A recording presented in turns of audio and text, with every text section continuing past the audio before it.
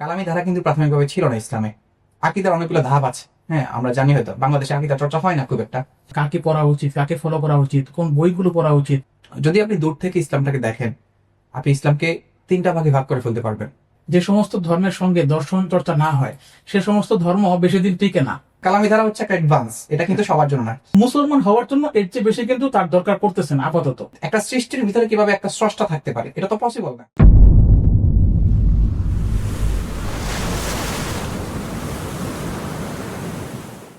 আসসালামু আলাইকুম রহমতুল্লাহ। তপন ভাই কেমন আছেন? ওয়ালাইকুম আসসালাম রহমতুল্লাহ, আলহামদুলিল্লাহ ভালো আছি। আচ্ছা, আজকে আমরা ভূমিকায় যাব না, সরাসরি আলোচনায় ঢুকে যাই। অনেকেই আমাদেরকে জিজ্ঞেস করে যে যদি আমরা ইসলামকে একাডেমিক ভাবে জানতে চাই এবং ইসলাম চর্চা সম্পর্কে আমরা একেবারে শুরু থেকে আজ পর্যন্ত যে ট্র্যাডিশন পার করে আসছে ইসলামের যে একাডেমিক ধারা, এটা যদি আমরা ক্যাচ করতে চাই বা পড়তে চাই, তখন আমরা কিভাবে শুরু করতে পারি, কোত্থেকে শুরু করতে পারি? এটার ব্যাপারে আপনি কি সাজেস্ট করবেন?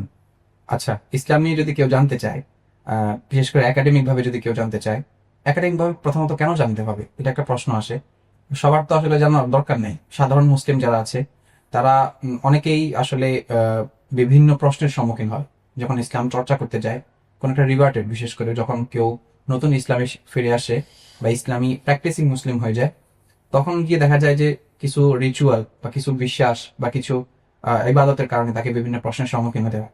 এই জন্য সে বিভিন্ন মানুষের কাছে যায়, যেমনটা কোরআনে বলা হয়েছে ফাসআলু আহলা যিকরি ইন কুনতুম লা তা'লামুন। বিভিন্ন বড় বড় আলেমের কাছে গিয়ে জিজ্ঞেস করে, কিন্তু সে স্যাটিসফাইড হয় না।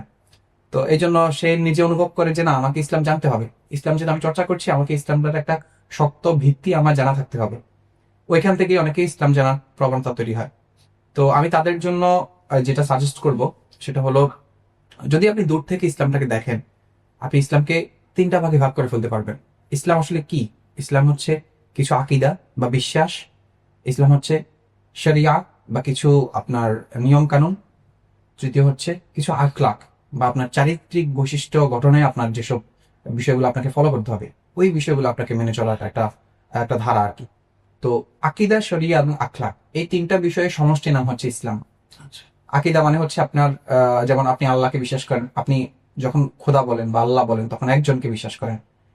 তারপর হচ্ছে আপনি রসুলকে, মোহাম্মদ সাল্লাল্লাহু আলাইহি সাল্লামকে আপনি শেষ নবী হিসেবে স্বীকৃতি দেন। অন্যান্য সব নবীকে আপনি সমানভাবে মর্যাদা দেন। হ্যাঁ, কাউকে খোদা বানিয়ে দেন না, যেমনটা খ্রিস্টানরা করে। তারপর হচ্ছে আপনার কোরআনকে আপনি পবিত্র ধর্মগ্রন্থ মনে করেন। হ্যাঁ, এটা অর্থাৎ আসমান থেকে মুনাজ্জাল বা নাজিলকৃত একটা কিতাব মনে করেন। আরো 2-3টা কিতাবকে নাজিলকৃত মনে করেন। এরকম কিছু বেসিক বিশ্বাস আছে যেগুলো আমরা মুসলিমদের জন্য নেসেসারি, আমরা এগুলো মানি। তারপর হচ্ছে শরিয়া মানে কি? শরিয়া মানে হচ্ছে দুই ভাবে হতে পারে। এটা আমাদের ইবাদতের ভিতরে হতে পারে, আমাদের মুআমালাতের ভিতরে হতে পারে। ইবাদত মানে হচ্ছে যেমন আমরা দেখতে পাই নামাজ, রোজা, হজ, যাকাত। হ্যাঁ, এগুলোতে আমরা কিভাবে কি পালন করতে হবে, আল্লাহ আমাদের কাছে কি চাচ্ছে, এগুলোর নিয়ম কানুন শেখা, বেসিক। হ্যাঁ বেসিক শেখা। তারপর হচ্ছে আপনার মুআমালাত মানে হচ্ছে আপনার ব্যবসা পরিচালনা বা মানুষের সাথে যে আমাদের বিভিন্ন ইন্টারকানেকশন আছে, এগুলোর জন্য যে ইসলামের বার্তাগুলো কি, যেমন কোথায় গেলে আমার সুদ হবে না, কোথায় গেলে সুদ হবে, এগুলো থেকে যে এগুলো ভালো করে বোঝা এবং সুদ হয়ে গেলে সেটা থেকে বেঁচে মানে ফিরে আসা, এই ধরনের ব্যাপারগুলো এক কথায় আমার মনে হয় যে ফরজে আইন ইলম অর্জন করা এটা সবার জন্যই ফরজ। এক্স্যাক্টলি। আমি ওই ধারাগুলো বলতেছিলাম আর কি, মানে কিভাবে সে কোন সাবজেক্টে কি শিখবে। তো আমরা প্রথমে বিশ্বাস শিখলাম, এরপরে আমরা নিয়ম কানুন কিছু শিখলাম।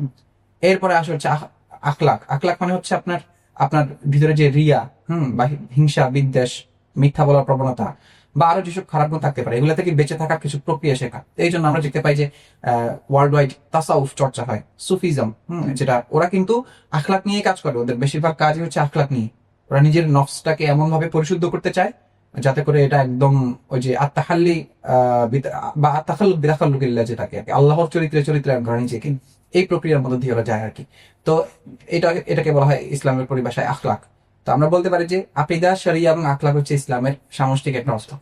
আচ্ছা আচ্ছা, তো আমরা যদি আবার প্রশ্নে ফিরে যাই, যে কেউ বললো যে আমি ইসলাম শুরু করতে চাই, চর্চা শুরু করতে চাই, তখন আপনি বললেন যে তিনটা ভাগে আমরা ভাগ করতে পারি ইসলামকে, ইসলামের পুরো একাডেমিক ব্যাপারটাকে, আকীদা, শরিয়া এবং আখলাক। তো আমরা যদি আবার প্রশ্ন বের করি যে সে যদি বলে আমি কোত্থেকে শুরু করব, এক্সাক্ট আপনি কি বলবেন? আকীদা যদি সে পড়তে চায় তখন আকীদা কোত্থেকে শুরু করা উচিত, বা কাকে পড়া উচিত, কাকে ফলো করা উচিত, কোন বইগুলো পড়া উচিত প্রাথমিক লেভেলে, এবং পাশাপাশি যদি শরিয়া শিখতে চায় শরিয়ার জন্য কোন কোন বই বা কাকে ফলো করতে পারে, পাশাপাশি আখলাক, তো একেবারে প্রাথমিক একজনের জন্য আপনি কি মানে বলবেন? আচ্ছা, প্রথমত আমি বলবো যে আপনি এই তিনটার যাই চর্চা করেন না কেন, আপনি যদি ইসলামটাকে শিখতে চান, আমি বলবো অবশ্যই প্রত্যেকদিন 1 পৃষ্ঠা কোরআন শরীফের কোরআন তর্জমা আপনি করবেন। এটা আপনার জন্য আমি মনে করি ফরজ, কারণ কোরআন শরীফ হচ্ছে সবগুলো জ্ঞানের উৎস, বা সবগুলো নিয়ম কানুন, আকীদা, বিশ্বাস সবকিছুর উৎস হচ্ছে কোরআন শরীফ। তা আপনি যদি কোরআন শরীফের সাথে নিজেকে একটা আপনি সম্পর্ক তৈরি করে ফেলতে পারেন, আপনার অন্যান্য কিতাব যাই করেন আপনি তখন এটা খুব সহজে বুঝতে পারবেন। আমি বলবো প্রত্যেকদিন অ্যাটলিস্ট 1 পৃষ্ঠা কোরআন শরীফ তেলাওয়াত করবেন এবং তর্জমা সহ। এটা হচ্ছে প্রথম একটা, আমি মনে করি সিলেবাসে থাকা উচিত প্রত্যেকের। আচ্ছা। এর পাশাপাশি যদি আকীদা শিখতে চান, আকীদার অনেকগুলো ধাপ আছে। হ্যাঁ, আমরা জানি হয়তো বাংলাদেশে আকীদা চর্চা হয় না খুব একটা, এই জন্য বাংলাদেশের মানুষ আকীদা বলতে বিভিন্ন বিভিন্ন জিনিস বুঝে, একজনের সাথে একজনের মিলে না, কারণ যে যার থেকে পায় সেটাই আকীদা মনে করে। তো এই সমস্যাটা করার জন্য আমি দেখি যে আকীদার মৌলিকভাবে আমরা দুটো ধারা করতে পারি, একটা হচ্ছে আসারি ধারা, একটা হচ্ছে আপনার তাউইলি ধারা বা হচ্ছে কালামি ধারা আমরা বলতে পারি। তো আসারি ধারা যেটা, আসারি ধারা হচ্ছে কোরআন শরীফে একটা আকীদার ব্যাপারে যেমন বলা হয়েছে ঠিক সে অর্থেই বিশ্বাস করা, এটা ডিপ কোনো অর্থ আমার ওখান থেকে বের না করা, এটাকে বলা হয় আসারি অর্থ। বা হাদিসের ভিতরে রাসূল সাল্লাল্লাহু আলাইহি সাল্লাম যেটাকে একদম সহজ ভাষায় বলেছে, সে আক্ষরিক অর্থ করে আমি সেটা বোঝা, এটার কোনো ডিপ অর্থ বের না করা, এটা হচ্ছে আসারি আকীদা। আসারি আকীদাগুলো খুব সহজ, যেমন আমি বললাম আল্লাহ শুনতে পায়, কেন? কারণ আল্লাহ বলেছেন হুয়া সামিউল বাসীর, এরকম, শুনেন, দেখেন। হ্যাঁ তিনি শুনেন দেখেন। তো এই জন্য এখান থেকে বুঝে নিয়েছি আমি যে আসলে আল্লাহ শুনতে পান এবং দেখতে পান, তার এই যোগ্যতা আছে। এই যে আমি আল্লাহর ব্যাপারে একটা সিফাত বা একটা গুণ বললাম যে আল্লাহ দেখতেও পায় শুনতেও পায়, এটা আমি শুনলাম বুঝলাম কিভাবে? কারণ আল্লাহ বলছেন। তো একটা আক্ষরিক অর্থ করে আমরা একটা বিশ্বাস স্থাপন করি, Text এটাকে বলা হয় based। Text based. হ্যাঁ, তো এই একটা আকীদাকে বলা হয় আসারি আকীদা। এই আকীদাটা হচ্ছে আপনার ওয়ার্ল্ড ওয়াইড খুব প্রসিদ্ধ বর্তমানে, এটা সবাই এটা করতে চায়, কারণ ডিপ আকীদা গেলে মানুষ আসলে বিভ্রান্ত হয়ে যায়। অনেক সময় দেখা গেছে কি একটা প্রশ্ন তার কখনোই ছিল না, কিন্তু আকীদা যখন শুরু করছে, প্রশ্নগুলো যখন দেখে যে এক সময়কার মানুষ এই ধরনের প্রশ্ন করে গেছে, এবার এই প্রশ্নগুলোর উত্তর খুঁজতে গিয়ে সে একটা লুপের ভিতরে পড়ে যায়, কথা বুঝছেন? তো ওখান থেকে বের হয়ে আসাটা খুব সহজ হয় না। তো একজন প্রাথমিক লেভেলের মানুষের জন্য আমি মনে করি আসারি আকীদাটা পারফেক্ট একটা আকীদা। আর যদি সে আসারি আকীদায় যদি সন্তুষ্ট না হয়, যেমন আসারি আকীদার কিছু সমস্যা আছে, আমি আপনাকে বলি। যেমন যখন ওরা বলে যে কোরআন শরীফ তো আল্লাহ বলছে যে আহ, আল্লাহ হচ্ছে মানফিস সামা, আল্লাহ নিজে এবং ওনার যে ফেরেশতা আছে এদের সবাইকে উদ্দেশ্য করে বলছে আল্লাহ হচ্ছে যারা আসমানে থাকে, এরকম এরকম একটা সত্য তারা। তো এখন কেমন যেন এরকম হয়ে যায় যে আল্লাহ কি তাহলে আসমানে আছে? অথবা হাদিসের ভিতরে আমরা দেখতে পাই একটা, ওই যে হাদিস আছে আপনার একজন বাদী, একজন দাসীর হাদিস। ওই হাদিসটা হচ্ছে এরকম, রাসূল সাল্লাল্লাহু আলাইহি ওয়াসাল্লাম তাকে তার আযাদ সংক্রান্ত একটা বিষয়ে রাসূল তাকে জিজ্ঞেস করছিলেন যে তার বিশ্বাস তাকে যাচাই করছিলেন, তখন তিনি বললেন যে আইনাল্লাহ, হে মানে হে বালিকা তুমি বলো আমাকে আল্লাহ কোথায়? তখন ওই দাসী বললো যে আল্লাহ তো আসমানে ফিসামা। তখন রাসূল সাল্লাল্লাহু আলাইহি ওয়াসাল্লাম বললেন যে হ্যাঁ ঠিক আছে, সে সে তাহলে সত্যের উপর আছে। তো এই যে সত্যের উপর তাকে সার্টিফিকেট রাসূল সাল্লাল্লাহু আলাইহি ওয়াসাল্লাম দিলেন, তিনি স্বীকৃতি দিলেন যে আল্লাহ আসলে আসমানে আছে। কিন্তু আমরা দেখতে পাই আসমানটা হচ্ছে একটা মাখলুক, আল্লাহর সৃষ্টি। হ্যাঁ, এটা কিন্তু একটা সৃষ্টির ভিতরে কিভাবে একটা স্রষ্টা থাকতে পারে, এটা তো পসিবল না। আমাদের যে কালামি ধারার যে বিশ্বাসগুলা বা মুসাল্লামাতে আকলিয়া যেগুলা, বা আমাদের চিন্তা শক্তি যেটাকে মানে যেসব বিষয়গুলাকে নেসেসারি মনে করে, হ্যাঁ যেসব ধারাগুলাকে, এই ধারায় যদি আপনি চিন্তা করেন দেখবেন যে সৃষ্টির ভিতরে আপনি কি স্রষ্টাকে রাখতে পারবেন না, এটা পসিবলই না। স্রষ্টার পক্ষে এটা অসম্ভব একটা জিনিস। তো অতএব এখানে হাদিসটাকে আমাদের তাউইল করতে হবে। তো এরকম ডিপলি ডিপলি কিছু ব্যাপার চলে আসে আল্লাহর, বিশেষ করে আল্লাহর যে সিফাত গুলো আছে বা আল্লাহর সাথে সাদৃশ্য হয়, এরকম অনেক কিছু আছে যেগুলো আমাদের সাথে একটা সংঘর্ষের জায়গা তৈরি করে। আবার তিনি বলছেন লাইসা কামিসলিহি শাই, আল্লাহ বলছেন কোরআন শরীফে যে আমার মতো লাইসা কামিসলিহি, অর্থাৎ আল্লাহর সত্তার মতো কোনো কিছুই পৃথিবীতে নাই, তিনি কোনো কিছুর মতোই না। আচ্ছা। তো যখন তিনি বলছেন তিনি কোনো কিছুর মতোই না, আবার তাকে আমরা বলতেছি তিনি আসমানে থাকেন, এটা শুনতে পান, তিনি দেখতে পান। হ্যাঁ, তাহলে এগুলোর একটা কনফ্লিক্ট তৈরি হয়ে যায়। তো আমরা বুঝতে হবে যে আল্লাহর শোনা বা আল্লাহর দেখা, বা আরো আমরা বলতে পারি যে হচ্ছে কি বলে যে আল্লাহ যে আসমানে আছেন, এটা কাইফিয়ত বা মানে এটা বিভিন্ন ডাইমেনশন, একটা ভিন্ন ডাইমেনশন থেকে চিন্তা করা। তো এগুলার একটা মানে আমাদের আকল যেটাকে আমরা স্বীকৃতি দিতে পারি, এরকম অনেক ব্যাখ্যা আছে, এটাকেই বলা হয় কালামি ধারা। তো আপনি যদি এইসব প্রশ্ন আপনার এখন না আসে, আমি বলবো যে আপনি আসারি ধারা কিতাটা চর্চা করেন, প্রাথমিকভাবে একটা বেসিক নিয়ে নেন। এরপরে হচ্ছে যদি প্রশ্ন আসে এবার কালামি ধারায় ফিরে আসেন, কারণ কালামি ধারা হচ্ছে একটা অ্যাডভান্স, এটা কিন্তু সবার জন্য না। এর আচ্ছা আচ্ছা। তো আমি একটা ঘটনা মনে পড়লো আমার, এটা বলতে চাই। সেটা হলো যে পাকিস্তানের মাওলানা তারিক মাসুদ, উনি একটা বক্তৃতার মঞ্চে একবার বললেন যে একজন লোক আমার কাছে এসে বলল যে হুজুর, আমি একটু ঝামেলা পড়ে গেছি। তো কি ধরনের ঝামেলা? বলতেছে আমার ঘরের মধ্যেই আকীদা নিয়ে মারামারি চলে। আচ্ছা, এটা কেমন কথা? পরে বললো যে আমার ওয়াইফ একটা বলে, আমি একটা বলি, সে বলে আল্লাহ আসমানে আছে, আমি বলি আল্লাহ তো হাতে পারে না। তো এই ধরনের সব সময় চলতে থাকে। তো এটা আমার কাছে মনে হয় যে আমার ইমানের জন্য বা আমার ফ্যামিলির ইমানের জন্য ঝুঁকিপূর্ণ। কি করতে পারি এখান থেকে উত্তরণের জন্য? তখন তিনি বলছিলেন যে দেখেন ভাই, একটা মানুষ যখন ভিন্ন ধর্ম থেকে ইসলামে দাখিল হয়, হ্যাঁ, তখন তাকে আমরা কি শিক্ষা দিই? প্রথমে তাকে কোন শিক্ষাটা দিয়ে, ঠিক কোন শব্দটা তাকে উচ্চারণ করিয়ে আমরা ইসলামে দাখিল করাই? বলে যে আমাদের কালিমা যেটা আছে, লা ইলাহা ইল্লাল্লাহ মুহাম্মাদুর রাসূলুল্লাহ, এই কালিমাটা বলে আমরা এই করি। তখন তিনি বললেন দেখেন, এই দুইটা জিনিস এখানে আছে, আল্লাহ পাককে এক মানা এবং সঙ্গে মোহাম্মদ সাল্লাল্লাহু আলাইহি সাল্লামকে আমাদের রাসূল হিসেবে স্বীকৃতি দেওয়া। এই দুইটা জিনিস দিয়ে কিন্তু আমরা শুরু করি ইসলামের তার দাখিল হওয়াটা। এবং যখন এটা বলে, এরপর আমরা আরো কিছু অ্যাড করি, ফেরেশতা মানতে হবে, আসমানি কিতাব মানতে হবে, নবী রাসূলদেরকে বিশ্বাস করতে হবে, আখিরাত, জান্নাত, জাহান্নাম এগুলো আছে, মিজান আছে, হিসাব আছে, অনেক কিছু আছে। তো এগুলো বেসিক জিনিস। তো এগুলো যখন একজন মানুষ বিশ্বাস করে, তখন কিন্তু আমরা বলি সে মুসলমান। তো মুসলমান হওয়ার জন্য এর চেয়ে বেশি কিন্তু তার দরকার পড়তেছে না আপাতত। তো সে একটা ধর্ম থেকে সম্পূর্ণ ভিন্ন চেঞ্জ হয়ে আরেকটা ধর্মে দাখিল হইতেছে এই কয়েকটা বেসিক বিশ্বাসের মাধ্যমে। তো ভাই, মুসলমান হওয়া এত কঠিন জিনিস না, আপনি এটাকে এত কঠিন কেন করতেছেন? বাস এই বেসিকটা আপনি ঠিক রাখেন। যেহেতু আপনি সঠিকভাবে একাডেমিক ভাবে এগুলো পড়ার সময় পাইতেছেন না, ফুরসত পাইতেছেন না, তো আপনি ওগুলো নিয়ে থাকেন। হ্যাঁ, আর পাশাপাশি আপনি আমল করেন, তারপর আখলাক ঠিক করেন, এগুলো করেন। আর ওই বেসিকটা থাকলে আপনি মুসলমান আছেন ভাই, এর বেশি আপনার হ্যাঁ আর বেশি কিছু করা দরকার নাই। তো এটা হলো একটা বেসিক জিনিস। তো তিনি যেটা বললেন আর কি, যে বেসিকটা কিন্তু হালকা, যেটা মোটামুটি জানলেই হয়ে যায়। কিন্তু যে একাডেমিক ভাবে করতে চায়, যে ইসলামকে আরো বেশি ডিপলি জানতে চায়, তার জন্য মানে আপনি বললেন যে কালামি ধারাটা আছে। তো কালামি ধারাটা আমাদের কাছে একটু ক্লিয়ার করেন, যে কালামি ধারাটা আসলে কারা চর্চা করতো, বা এর মধ্যে কি কি বিষয় নিয়ে আলোচনা করা হয়, কিভাবে আলোচনা করা হয়, আমাদেরকে একটু জাস্ট সংক্ষেপে যদি বলতেন। আচ্ছা, কালামি ধারা নিয়ে যদি আমি আপনাকে প্রাথমিকভাবে বলি, কালামি ধারা কে চর্চা করে বা কেন চর্চা করে এটা জানতে হলে কালামি ধারার ইতিহাসটা আমাদেরকে জানতে হবে। কালামি ধারা কিন্তু প্রাথমিকভাবে ছিল না ইসলামে। এটা আপনার দ্বিতীয় শতক থেকে সাধারণত এটার প্রবণতাটা শুরু হয়। কেন? কারণ হচ্ছে প্রথম আমরা দেখতে পাই যে ওয়াসিল ইবনে আতা নামে একজন ব্যক্তি ছিলেন, আপনার বসরাতে থাকতেন তিনি। তিনি সর্বপ্রথম একটা বিশ্বাসকে কেন্দ্র করে মুসলিমদের মসজিদগুলো থেকে তিনি বের হয়ে গেলেন। হ্যাঁ, হাসান বসরি রাহিমাহুল্লাহ রাদিয়াল্লাহু আনহু, উনি তাকে ইতিজাল ঘোষণা করে দিলেন। ইতিজাল মানে হচ্ছে যে তুমি এখন আমাদের অংশ না, তুমি এখন বিচ্ছিন্নতাবাদী, বা আমরা এরকম কিছু বলতে পারি। তো তারা মুতাজিলা হয়ে গেলেন একটা বিশেষকে কেন্দ্র করে। তো দেখা গেল যে বা বিভিন্ন যখন মুসলমানদের যখন বিজয় হলো, মুসলমানরা যখন আরব উপদ্বীপ থেকে বের হয়ে বিভিন্ন মানুষের সাথে, গোত্রের সাথে, বিভিন্ন ধর্মের মানুষের সাথে কনফ্লিক্ট হলো, মেশামেশি হলো, তারপর হচ্ছে আপনার বিভিন্ন ধর্মের মানুষরা ইসলামে ঢুকলো, তাদের যে আগের বিশ্বাসগুলো ছিল এইগুলোর সাথে ইসলামের বেসিক বিশ্বাসের তারা তুলনা দেওয়া শুরু করলো। তো তুলনা দিতে গিয়ে যেটা আসলো, তাদের ভিতরে অনেক প্রশ্ন তৈরি হচ্ছিল। দেখা গেল এই প্রশ্নগুলো সরাসরি উত্তর কোরআন শরীফে সরাসরি নাই। একটা হচ্ছে কোরআন শরীফ বলে দিল যে তুমি এটা করো এভাবে এভাবে এভাবে, আর একটা হচ্ছে আপনি একটা প্রশ্ন নিয়ে আসলেন, এখন এটার হুবহু উত্তরটা তো আমাকে কোরআন থেকে বের করতে হবে। দেখা গেল হুবহু উত্তরটা কোরআন শরীফে নেই, কোরআন শরীফ থেকে একটু রিসার্চ করে আমাকে বের করতে হবে উত্তরটা কিভাবে হতে পারে। তো এই ধারা থেকেই আসলে কালামি ধারার মানে প্রবর্তন হয়। তো কালামি ধারা হচ্ছে এরকম, যেমন কেউ যখন বললো যে আল্লাহ কি, বা আল্লাহ কেন একাধিক না, এটা কেন আল্লাহ একজনই হতে হবে আল্লাহ, এরকম একটা যদি প্রশ্ন করে, তখন আপনি যদি বলেন যে আল্লাহ বলছে আল্লাহ এক, অতএব আল্লাহ এক, এ কথা বললে কিন্তু যে একটু চিন্তাশীল সে বলবে যে আরে ভাই এটা তুমি আমার উপর চাপাই দিচ্ছ, এটা তো হবে না এভাবে। তো তখন তাকে বলতে হবে দেখো আল্লাহ দুই হইলে আমাদের প্রবলেম গুলা কি কি, আমাদেরকে প্রথমে প্রবলেম গুলো বের করতে হবে। আল্লাহ দুই হইলে আমরা দেখতে পাই প্রত্যেক সপ্তাহে কি তার নিজস্ব কর্মকাণ্ডে মানে স্বতন্ত্র, এমন যে দুইটা খোদা আছে, কথার কথা, ফর এক্সাম্পল দুইটা খোদা আছে, প্রত্যেকেই সবকিছু করতে পারে, পরেরটাও সবকিছু করতে পারে। এখন প্রশ্ন হচ্ছে এটা কি পসিবল কিনা দুইজন সপ্তাহে এরকম থাকা? সে যদি বলে যে হ্যাঁ পসিবল, আমরা বলবো যে না পসিবল না। কেন?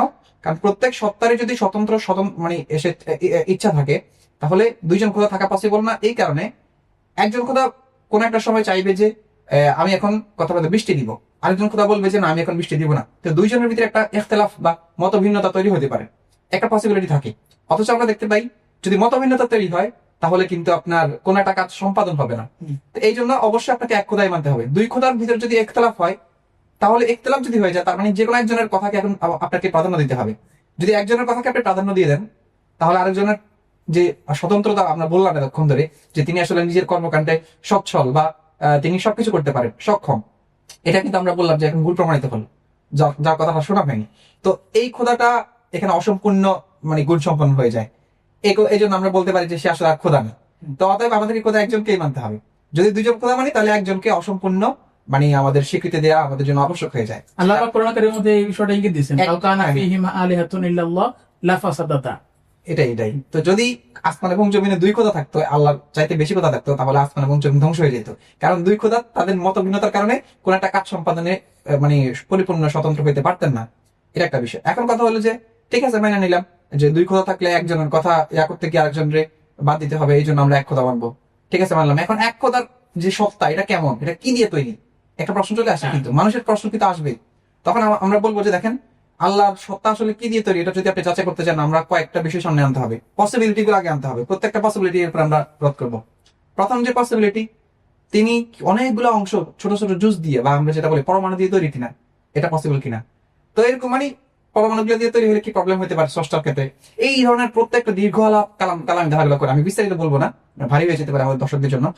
এতটুকুই শুধু আমরা বলার আছে যে যদি আমরা কালামি ধারা চর্চা করি, তাহলে দেখা গেছে কি একটা পর্যায় পর্যন্ত আমরা আমাদের আকীদাকে নিরাপদ রাখতে পারবো। যখন প্রশ্নগুলো আসে তখন কালামি ধারা ছাড়া শুধুমাত্র আসারি ধারা বা কোরআন শরীফের সরাসরি আক্ষরিক অর্থ দিয়ে আপনি তখন এটাকে মোকাবেলা করতে পারবেন না। এই জন্যই আমাদের কালামি ধারাটার প্রয়োজনীয়তা আছে আর কি। আচ্ছা আচ্ছা, তো এই জন্যই আমার মনে হয় যে একটা কথা আছে, যে সমস্ত ধর্মের সঙ্গে দর্শন চর্চা না হয় সে সমস্ত ধর্ম বেশি দিন টিকে না।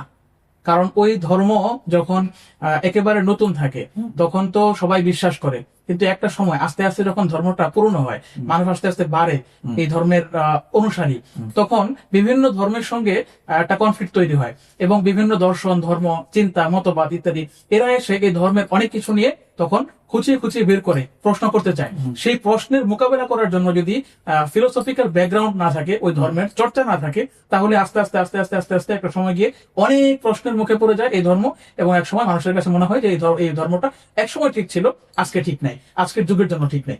তো এই জন্য আমার মনে হয় যে এই যে কালামি ধারাটা, এটা সবসময় থাকা উচিত। না হলে ধর্মের যে মৌলিক বেসিক বিষয়গুলো নিয়ে প্রশ্ন আসতে থাকবে, প্রতি যুগে নতুন নতুন করে আসতে থাকবে, সেই প্রশ্নগুলো ওই যুগের মানে উপযোগী ভাষা দিয়ে যদি না দেওয়া হয় উত্তর, তাহলে দেখা যাবে ধর্মের আস্তে আস্তে গুণগত মান কমতে থাকবে, এবং এক সময় গিয়ে ওই ধর্ম বিলীন হয়ে যাবে। বলবে যে এই ধর্মের প্রশ্ন, এত প্রশ্ন আসছে এই ধর্মের ব্যাপারে, এই ধর্মটা এখন আর চলবে না, নতুন ধর্ম আনো পৃথিবীতে। তো ইসলাম আমার মনে হয় এই জন্য অন্যান্য ধর্ম থেকে আরো বেশি মানে অগ্রসর এখনো পর্যন্ত, যে ইসলামের যে কালামি ধারা, ফিলোসফিক্যাল যে একটা বিশাল চিন্তার জার্নি ইসলামের মধ্যে, এবং এটা এই কালামি ধারার মাধ্যমে মোটামুটি এখন পর্যন্ত আসতেছে আমাদের কাছে। এটা আমার মনে হয় যে ইসলামের জন্য বা এই ধর্মের সুরক্ষার জন্য অনেক দরকার ছিল এবং এখনো আছে। তো আপনাকে যদি আমি জিজ্ঞেস করি যে এখন কেউ, আপনি যেটা বললেন যে কালামি ধারা চর্চা করা উচিত আমাদের, কে করবে আসলে? মানে সমাজে কি পরিমাণ মানুষ কালামি ধারা চর্চা করতে পারে, বা কত পার্সেন্ট হইলে মোটামুটি আমাদের কাজ হয়ে যায়, এটা আপনি কি মনে করেন? আমি আসলে পার্সেন্টেজের ভিতরে এটাকে ফেলতে চাই না। কারণ হচ্ছে দেখেন, কালামি ধারা কার জন্য দরকার, যে এটার মানে ক্ষুধাটা অনুভব করে। হ্যাঁ, যেমন হচ্ছে আপনার প্রয়োজন নেই, আপনার দিলে কখনো প্রশ্ন আসে না যে আল্লাহ আসমানে বলছে, রসুল বলছে আল্লাহ আসমানে আছে, কেমনে আছে, এই প্রশ্ন আপনার কথা কখনো আসে নাই। আপনি বলছেন হ্যাঁ আল্লাহ আসমানে আছে, তিনি একটা মহান সত্তা, আসমান যেতে উপরের দিকে, তো মানে একটা আল্লাহর মহান উচ্চতা। এখানে উচ্চতা প্রশ্ন নাই, এখানে মহিমা। আমরা যে তিনি তার মহিমাটা, মহিমা। এখানে হয়তো আল্লাহ রসুল তার মহিমা বোঝাচ্ছেন, এরকম একটা অর্থ আপনি করে নিলেন, এটাও এক ধরনের তাওহীদ, বা এরকম একটা কিছু একটা বুঝলেন। অনেক সময় মানুষের অনেক দুঃখ পেলে সে নাস্তিক হইলেও উপরের দিকে তাকায়, হ্যাঁ হ্যাঁ, মানে দুঃখ পেয়ে উপরের দিকে তাকায় একটা সান্ত্বনার জন্য, যে কিছু একটা উপরে আছে আমার, সে বিশ্বাস করে না, তারপরেও কিন্তু এই জিনিসটা তার হয়ে যায় অলরেডি, মানে ফিতরত থেকে হয়। ফিতরত থেকে। তো এই যে উপরের ব্যাপারটা, এটা মনে হয় মহিমার এটা মহিমা অর্থে আসে, হ্যাঁ। কালামিরা এটাকে ব্যাখ্যা করেন মহিমা হিসাবে। কিন্তু যারা আসারি ধারা থেকে তো কয়েকটা ধারা এখন আছে, যেমন সালাফিদের একটা ধারা আছে, যারা হচ্ছে আক্ষরিক অর্থেই সবকিছু বিশ্বাস করে। তো আমরা বলি যে যতক্ষণ পর্যন্ত আপনি আক্ষরিক অর্থে সন্তুষ্ট, আপনাকে কালামি ধারায় আসতে হবে না। কালামি ধারাটা অনেক বেশি, আমি বলি যে এটা খুব বেশি একটা মানে সেনসিটিভ। খুবই সেন্সিটিভ, স্পর্শকাতর। কারণ হচ্ছে আপনি এমন এমন বিষয় আলোচনা করতে হবে, আপনাকে আলোচনা করতে আপনি বাধ্য হবেন, যেসব বিষয়ে আসলে সবাই এটা মানে এটা ভরটা নিতেই পারে না। কথা হচ্ছে, আমি বলবো যাদের প্রয়োজন, যারা আসারি ধারায় বা আসারি আকিদায় বিশ্বাস করে তৃপ্ত হয় না, হ্যাঁ তৃপ্ত হওয়াটা গুরুত্বপূর্ণ। আল্লাহ আমাদেরকে আকল দিয়েছেন চিন্তা করার জন্য, আপনি আকল খাটিয়ে আপনি সন্তুষ্ট হচ্ছেন না আসারি আকিদা দিয়ে, তখন আমি আপনাকে বলবো কেমন আপনি কালামে চলে আসেন, কালামি ধারায় দেখেন, ট্রাই করে দেখেন। আল্লাহ তাআলা যে বিশ্বাসগুলোর কথা বলছে এগুলোর কালামি ব্যাখ্যা আছে। অতএব আপনি আপনার যে আকল দিচ্ছে আল্লাহ তাআলা, এটা ব্যবহার হইলেও আপনি একটা স্যাটিসফ্যাকশন নিয়েও আপনি বিশ্বাসটা নিতে পারলেন আর কি। তো দিন শেষে আমি বলবো দেখেন, আল্লাহ আসলে আমাদের কাছে যেটা চায় সেটা হচ্ছে ঈমান বিল গায়ব, হ্যাঁ গায়বের প্রতি ঈমান চায়, আবার আকলও দিয়ে দিয়েছেন। হুম।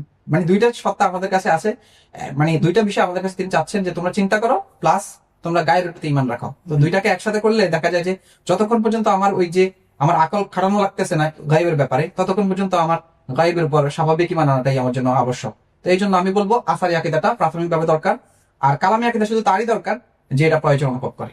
আচ্ছা আচ্ছা, তো যেটা বুঝলাম যে কালামি আকীদা অনেক ডেপ হুম। এবং অনেক বেশি বিভ্রান্তিমূলক, মানে এখানে ঢুকলে অনেকে বিভ্রান্ত হয়ে যেতে পারে, সম্ভাবনা তো আছে। এই জন্য সম্ভাবনা আছে অনেক সেন্সিটিভ হওয়ার কারণে। হুম। তো আমার মনে হয় যে এই জন্য যে এটা চর্চা করতে চায় কালামি ধারাটা, তার জন্য উচিত কোনো একটা ইনস্টিটিউশনের অধীনে অথবা কোনো ব্যক্তি বড় কোনো বিশিষ্ট কোনো ব্যক্তির অধীনে এটা চর্চা করা উচিত। একা একা করতে গেলে তখন বিভ্রান্ত হওয়ার আশঙ্কা আছে। প্রথমত আমি বলি কালামি ধারা একা একা কেউ চর্চা করতে খুব একটা পারবে না, কারণ কালামি ধারা যে টেক্সট গুলা এগুলো এত কঠিন, কারণ অনারবরাই বেশিরভাগ এই টেক্সট গুলো লিখছে। যেমন আমি যদি বলি সাহাদুদ্দিন তাফতাজানি, তার যে টেক্সট এগুলো সাধারণ একটা আলেম যে খুব বেশি আরবি জানে সে পুরো কিন্তু সবকিছু বুঝে না। এক একটা ইবারত, এক লাইনের একটা ইবারত বা এক লাইনের একটা টেক্সট আপনি পড়তে হলে আপনার অনেকবার চিন্তা করতে হয়, এরকম অনেক টেক্সট পাওয়া যায়। এবং ওই সময়ের টার্মগুলো সে ইউজ করতেছে। হ্যাঁ হ্যাঁ হ্যাঁ, সে এই ছোট্ট একটা কথার ভিতরে এতগুলো কথা বলে ফেলছে, এরকম পরিমাণ মানে মর্মার্থবোধক কথাগুলো থাকে আর কি, এবারতগুলো থাকে।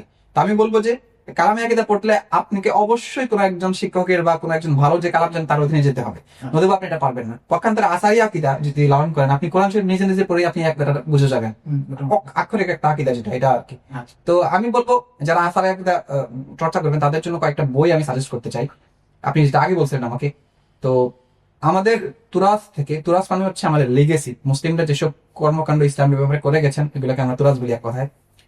দেখতে পাই যে 310 হিজরিতে অর্থাৎ রাসূল ইসলামের হিজরতের পরবর্তী 310 হিজরিতে ইমাম তহাবির মৃত্যু হয়। তো ইমাম তহাবি বেঁচে থাকতে একটা কিতাব লিখেছিলেন, ওটা কোনো নাম দিয়েছিলেন আকিদাতুত তহাবি, মানে তহাবির আকিদা, এরকম একটা বই আছে। ওইটার ভিতরে একদম সিম্পলি মানে একদম সিম্পলিফাই করা হয়েছে সবকিছু আকিদাগুলোকে, আমরা আসলে কি কি বিশ্বাস করি। এই সেম বিশ্বাসগুলো যদি আমরা রাখতে পারি এখনো একজন মুসলিম হিসেবে, এটা আমাদের জন্য যথেষ্ট, আর কিছু লাগবে না। তো আকিদাতুত তহাবিটা আমরা পড়তে পারি। এরপরে যদি আপনি চান যে না আসারি আকীদা আমি আরো বেশি করতে চাই, তাহলে ইবনে তাইমিয়ার আকিদাতুল ওয়াসাতিয়্যাটা আছে। যদিও আল আকিদাতুল ওয়াসাতিয়্যা কিন্তু অনেক প্রশ্ন তৈরি করে, যেমন আমি বলেছিলাম যে এটা সংঘর্ষের জায়গাগুলোকে এগুলো ক্লিয়ার করে না, শুধুমাত্র কোরআন থেকে আকীদা বের করে একটা ব্যাখ্যা দিয়ে যায়, এটা অনেক প্রবলেম আছে। তো অনেক কিছু থাকে, সারফেস লেভেলে হয়ে যায়, সারফেস লেভেলে মোটামুটি চলে আমি মনে করি। তা আকিদাতুল ওয়াসাতিয়্যা, কিন্তু আকিদাতুল ওয়াসাতিয়্যা পড়তে হলে যদি প্রশ্ন চলে আসে তাহলে আপনি প্রশ্নগুলো অবশ্যই কোনো বিজ্ঞ কোনো কারণ জানেন এরকম কোন ব্যক্তির কাছে গিয়ে ক্লিয়ার করে নেবেন, নতুবা কিন্তু আপনি ফেতনায় পড়ে যেতে পারেন। এরপরে হচ্ছে আপনার আমাদের সম্প্রতি কাছাকাছি সময়ে যে কিতাবগুলো লেখা হয়েছে, যেমন হচ্ছে শেখ মোহাম্মদ আল গাজালি, আজহারি আলেম ছিলেন, তিনি একটা কিতাব লিখেছিলেন, কিতাবের নাম হচ্ছে আকিদাতুল মুসলিম। এখানে মোটামুটি তিনি আসারি আকিদা বা স্বাভাবিক যে আকিদাগুলো মুসলিম সমাজে দরকার এগুলো নিয়ে এসেছেন, এগুলো একটা কালামিক একটা ছোটখাটো একটা ইনসাইটও তিনি দিয়েছেন। আমি মনে করি যে আকিদাতুল মুসলিমটা একটা পারফেক্ট কিতাব, এটা পড়া যেতে পারে। মাশাআল্লাহ, খুব সুন্দর। আরো একটা কিতাব আছে আমার মনে হচ্ছে এই মাত্র, আল আকিদাতুল ইসলামিয়া। তো এই নামে একটা মোটা কিতাব আছে এবং ভালো করে বল, ওটা সম্ভবত কাজ করছেন দুইজন, মহিউদ্দিন দেব মাস্তু আর একটা হল হ্যাঁ আর মুস্তাফা সাঈদ আল খান। তো তাদের কাজ এটা মোটামুটি আমি যতটুকু পড়ছি ভালো লাগছে, এবং এটা থেকেও অনেক ইস্তেফাদা করা যায়। আচ্ছা রব্বানী ভাই, আমরা অনেকক্ষণ আলোচনা করলাম আকীদা নিয়ে। আমরা ইনশাল্লাহ সামনের এপিসোডে আখলাক এবং শরিয়া নিয়ে আরো বেশি আপনাকে প্রশ্ন করবো এবং এই বিষয় নিয়ে আরো বেশি ক্লিয়ার হওয়ার চেষ্টা করবো। শরিয়া কিভাবে পড়তে হবে, নতুন কোন কোন কিতাব আমরা পড়তে পারি, কার কাছে পড়তে পারি, কাকে ফলো করতে পারি, পাশাপাশি আখলাক শেখার জন্য আমরা সুফিজম চর্চা করলে আরো অনেক সুফিজমের মধ্যে দেখা যায় যে অনেক বেশি শিরিক বিদআত ঢুকে গেছে, সেগুলো থেকে কিভাবে বাঁচতে পারি, কোন কোন তরিকা বর্তমানে আছে সুফিজম চর্চা করার জন্য, এগুলো নিয়ে আলোচনা করবো ইনশাল্লাহ। তো আজকে আপাতত এতটুকুই থাকলো, আপনাকে অনেক ধন্যবাদ। আপনাকে ধন্যবাদ। ওয়ালাইকুম আসসালাম।